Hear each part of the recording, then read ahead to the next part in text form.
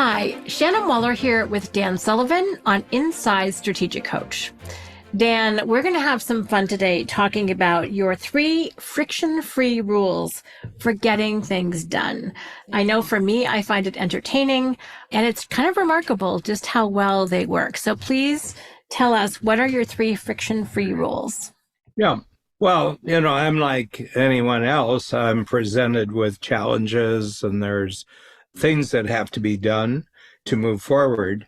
And what I've learned over the years, because in Coach, we have a lot of tools for creating teamwork where other people do work that you don't like doing. We have a concept called who, not how.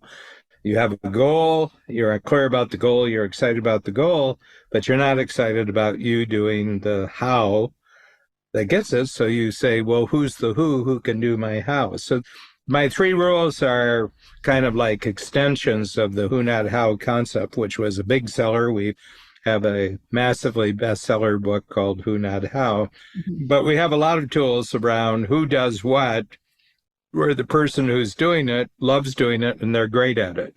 They find it energizing to do it. I've been in the workplace for close to 60 years, more than that if I go back to teenage years. I've been there. And as I've gone along, I've really narrowed down the particular activities that I like doing. I like doing what we're doing here, Shannon. I like writing little books, but the biggest thing is I love creating thinking tools for our strategic coach program that can also be utilized by our team backstage. And I have podcasts.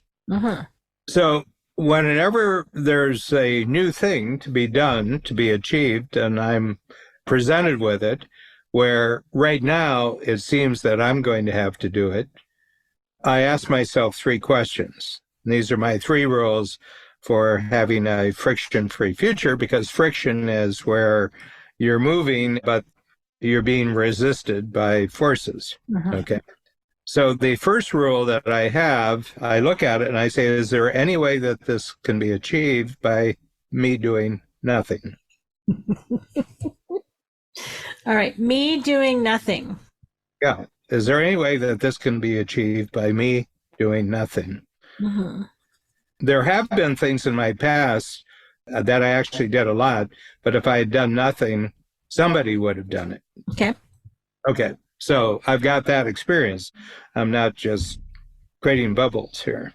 I actually have, I have some very vivid experiences where I should not have done anything. Okay? Oh my God. I'm sure all of us do, Dan. Actually, it's a really good point. Yeah. And it still would have been achieved, or the need for it would have gone away. Right. Then I say, no, most things require that I do something. So my second question is, what's the minimum I have to do for this to be achieved? Okay. And usually, it's pretty good. I have to do this so that somebody else can get started, or, it's always a series of steps that achieve anything. Which usually, Dan, just to add to this, usually starts with you communicating very clearly what it is that you want, AKA an impact filter or certainty, uncertainty. Mostly fast filter. One of our tools, yeah. One of our tools. So that's the second. And the third question is there anyone else who can do my minimum? So I end up not having to do it at all. See, let's go back to 1. Yeah. And the more I've stuck to these 3 rules, the more has been achieved of things that I instigated, that I launched with an idea or I launched with a communication, but then I was free of the actual activity, and then I could move on to something else. So more and more, as I don't do anything, or I do the minimum, or I get someone else to do the minimum, then the more things that I actually get achieved. There are a couple of things I find really insightful. I mean, at the surface level, it looks fun and entertaining. And it has the added value of being kind of funny. Yes. And it's like, oh, how can I do as little as possible and get the most done? But you're very clear on what it is that you do want to be doing, where, as I like to say, the who is you. But the thing I also really appreciate about this is it's not about you. It's not about your ego. It's about getting stuff done. And if I see traps that people get into, they're like, oh, I have to do this. And this could be the business owner. This could be a team leader. This could be a team member. And they get trapped into, I have to be the one doing the doing. And they lose sight of the goal. They lose sight of getting stuff done. This keeps you out of so much friction, so much tension, right? And in fact, really taps into other people's, as we like to call it, unique ability. So there's so much wisdom underneath this fun, entertaining way of talking about it. Yeah, and I think it's a leftover when an entrepreneur first started his or her business. And quite frankly, everything that needed to get done, they had to do it. Right. But then it gets hardwired. And they say, well, I'm always the one who has to be doing the most. Mm-hmm. Rather than having pride about the things that get done, they have their pride about them doing the things that get things done. Yes. See, if something gets done and I really did nothing, I'm happier about that than if I had to do a lot to get something done.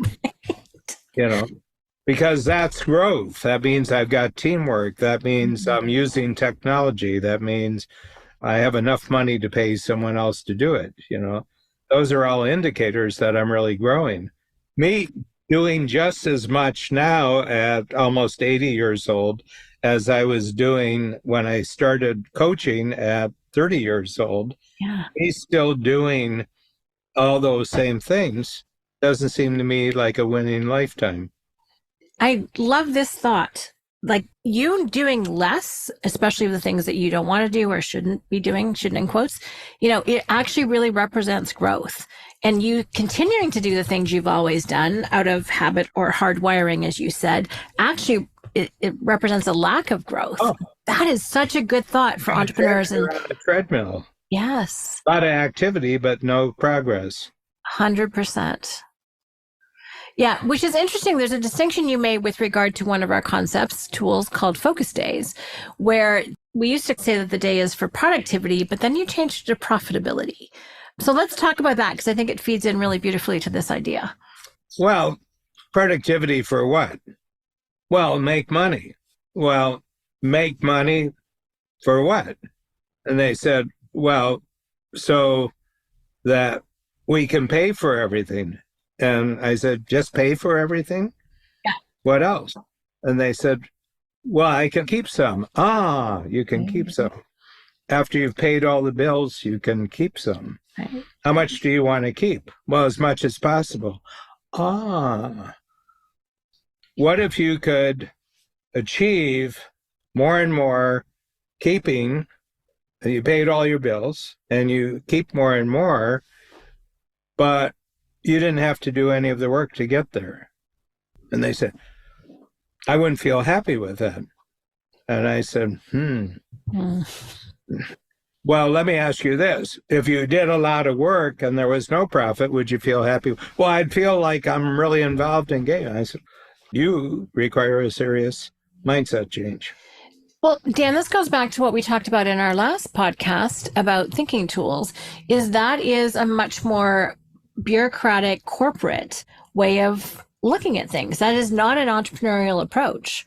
You know, we talk about how do you minimize the time and effort and maximize the results. That's the point of being an entrepreneur. So there's profit left over, not to just do the time and effort and go, look what I did. You're missing the boat on that one. We have a great company project right now, and we're doing this podcast in November of 2023. And in May of 2024, we're having our first big coach conference. We call it CoachCon. Mm-hmm. And we're going to have 1,000 of our strategic coach clients. We got great speakers. It's going to be 2 days. It's going to be in Nashville. 2 parties. 2 parties. That was my contribution. Yes, Not it was. 1 party, but 2 parties. Anyway, and so far, my entire contribution to this entire project, and it's 3 or 4 months in, has been 2 hours to write an introduction to a special book that we're going to be creating. And I wrote the introduction. And then you interviewed me on it, and that was another hour of my time. And then I took about 15 minutes to inform them that one party in 2 days is not sufficient. You need to have two parties. And so they created a second party. And I said, now, Kathy Davis, who's one of our great team members, it was her idea, and she spearheaded the whole thing. I didn't even know about it until it was already approved by everybody who approves things in the Strategic Coach, because I'm not the person who approves things. And I got finished with the introduction. I said, now, is this going to require any more of my time before I go to Nashville? And she says, well, you do have to give the opening talk. And I said, okay, is there anything else I'm going to have to do over the 2 days? And she says, well, you have to lead a panel discussion, one of the panel discussions. I said, is there anything else I have to do? And she said, no. Okay, I'm holding you to it. But when it happens, I am so incredibly pleased about the amazing teamwork and the amazing leadership that we've created in our company that I don't even know about. I see these phenomenal results happening. Well, and Dan, it's that mindset that I think is embedded in your 3 rules, which is it doesn't have to be about what Dan does. It has to be about the result. And in fact, the less you have to do and the bigger the result and the impact, it actually represents a ton of growth and success on your part, because it means that you have the teamwork, you have the technology, you have the amazing who's, the leadership is there, the decision making is there, the resources are there to make this incredible thing happen with just a tiny little investment from you compared to other people. So to have that represent growth rather than anything else is very, very cool. Yeah, and it's friction free. I'm only required where I actually love doing the activity. I talked to Kathy Davis, who organized it, and I said, "You worried about this?" And she says, yeah, I am worried, that we get off to a good start. I'm worried about this. I'm worried that.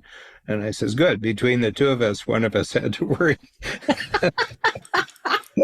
Yeah. I said, I'm not worried at all. I'm going to arrive. I'm going to enjoy it, and I'm not going to worry about it. People said, well, you just don't like work. I said, I work just as many hours, almost 80 years old, as I worked at 50 years old. But it's just that all my hours working are things that I love doing. And they have much more impact. Every action I take, everything I achieve now has way, way more impact than it did 30 years ago. And that I measure. What's the impact of this? Same amount of time working, 10 times greater impact, 100 times greater impact. So Dan, the word that's kind of screaming in my head right now is leadership. Like, this is great leadership. You're not getting in the way of your team. You're not doing stuff that is not as impactful for the business. You're focused on impact. You're focused on growth. You're focused on value creation. And it also just leaves so much room for other people to do that as well. Yep. It's a very open, spacious approach to running a business. Yeah. I never want to get in the way of someone else's learning and growth. Or unique ability either. I don't want to be an obstacle in other people's path of growing. So Dan, if someone wants to implement these 3 rules for themselves, if this is a new training for their nervous system, which I think it would be, number 1 is ask yourself, can this be accomplished or achieved with me doing nothing? Rule number 1. Rule number 2, rules are in charge. What's the minimum I have to do for this to be achieved? And I think my favorite's number 3. Is there anyone else who can do the minimum? My minimum. Is there anyone else who can do my minimum? So that I go back, that it gets achieved without me doing anything. That's just genius. I could never remember rule number 3, so I'm glad we're talking about that. Yeah. And then kind of see what happens. It will give you an incredibly fast read on the who's you have around you, the technology, how much time, and then you've got a baseline where you can keep working yourself out of processes that are not the things that you love doing. Yeah, and I say there's possibly a fourth rule is that all along, since you're minimizing as much as possible your own involvement, is the project or the result even worth doing? Mm, Because what happens is when people get committed, they have so much investment in doing it that even though after a certain point it may not even be worth doing, they're still committing 100 times because they've committed so much right. to do it. And I'm Right. always checking in, is this really worth doing? And then I say, yeah, it really is worth doing. And it's really worth getting it done. And I think it's got big impact when it gets done. And I reassure myself then everything, but I'm still going to try to get away without doing anything. This is the most anti-bureaucratic approach to getting things done I have ever heard. Yeah. We have a concept in the program. Are you in the time and effort economy where you get paid for your time and effort? Or are you in the results economy where you get rewarded for your results? Yep. And this is 100% results economy thinking. Fantastic. Dan, thank you. This is fun, insightful, and challenging all at the same time. And I can't wait to hear our feedback when people go to put this into play for themselves. So thank you. Yeah. And having talked it through, I still think it's funny. Me too. Love it. Thanks so much, Dan. Thank you.